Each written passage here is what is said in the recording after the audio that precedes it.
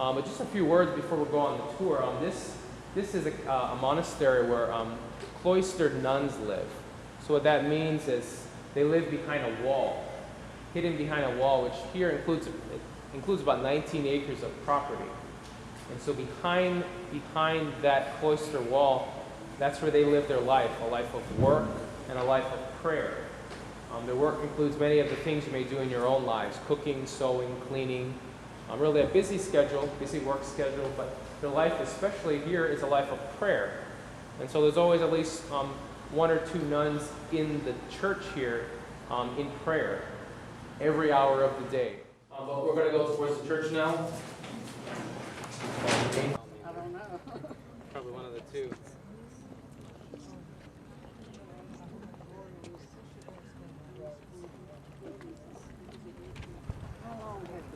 Yeah. About 15 years. Maybe a little more than 15 years. 16 years. It's about 95. It's about 95. Yeah. So one of the more commonly asked questions of those who visit the shrine is, what happened to the cross atop the church? During construction, it was actually a more traditional Roman cross. But one evening during construction, the top of the cross was severed off, probably because of lightning. That's what Mother said. And so the next morning, what they found was what you see up there now, the Tau cross.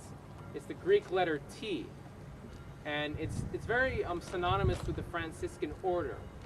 Saint Francis of Assisi had a great love for Jesus crucified, so we'd always sign his letters with the Tau cross.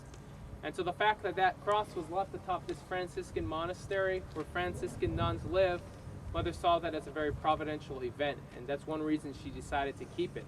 But also in the book of Ezekiel, it talks about the angel of the Lord marking the foreheads of the faithful people with the Tau cross, or the elect people with the Tau cross. And also it's a symbol of spiritual renewal in the church.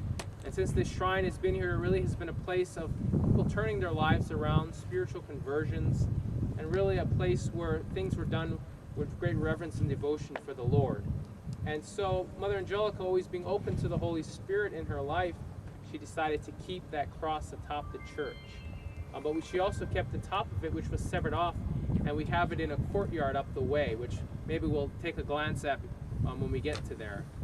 And so quickly I'll say that maybe when we get over there, I'll tell you why Mother Angelica built this shrine and what was the initial inspiration. But you see this statue of the child Jesus. This is modeled after a statue that's in Madrid, Spain. And what it is Jesus holding out his heart to you, giving you his entire heart. It's a jasper heart from Turkey, giving you all his love and asking for the same in return. The platform you see around here, there's a passage from Isaiah, and the little child shall lead them. That passage is in 4 languages, and those 4 languages are the main languages of the artisans and the craftsmen who helped build the temple here. It's in English, Spanish, Italian, and so this is what we call the cloister wall. That wall is where the nuns live behind it. It closes about 19 acres of property. So behind here they have fruit orchards, vegetable gardens, walking areas for the nuns. And the wall goes down to the tree line there and cuts around behind the church and comes on the opposite side over there. So that's where the nuns live their life, behind that cloister wall. If they make their final commitment to be here, the final vows, they would spend the rest of their life behind there. So if you're going to be in one location for the rest of your life, most likely you want it to be very beautiful. And so they try to make it very beautiful behind there. And so the river is about 100 feet from the tree line here. Of that. So this was done in Colombia, and it's actually made of a resin. So it's not entirely solid. If you've ever seen the Passion of the Christ, you would have seen something similar. But this was most likely not as severe as it probably really was, which you see here.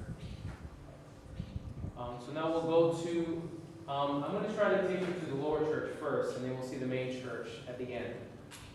So, because we have a side entrance around, which you can take, so it'll be easy.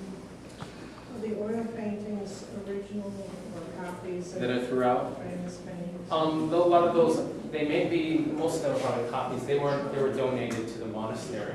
So all the paintings you see were donated items.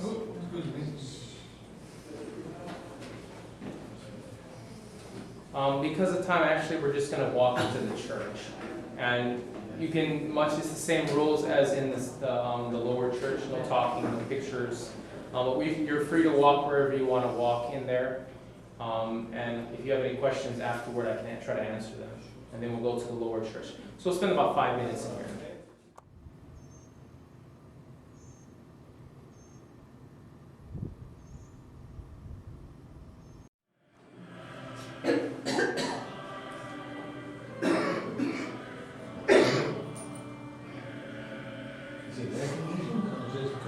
It's air conditioned.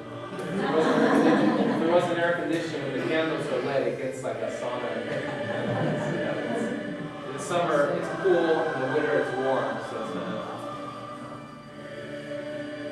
Sir, is this creche area open all the time, or is it only open for tour groups? No, it's open from about 8 in the morning till 4:45 in the afternoon. Every weekday? Actually, every day. Oh, every day. Every day at those hours. This is what we call the Holy Cave, or the creche. It's Italian for cave. St. Francis of Assisi, he was a saint, a Catholic saint, man who lived in the 13th century in Assisi, Italy. And he was the first person to do a live nativity scene in the year 1221 in Reggio, Italy. And so he had a great love for the humanity of Jesus, great love for the Word made flesh, that God made man for us. And so he highlighted the Christmas scene by making a live nativity scene. So Mother Angelica, she also has a great love for the humanity of Jesus.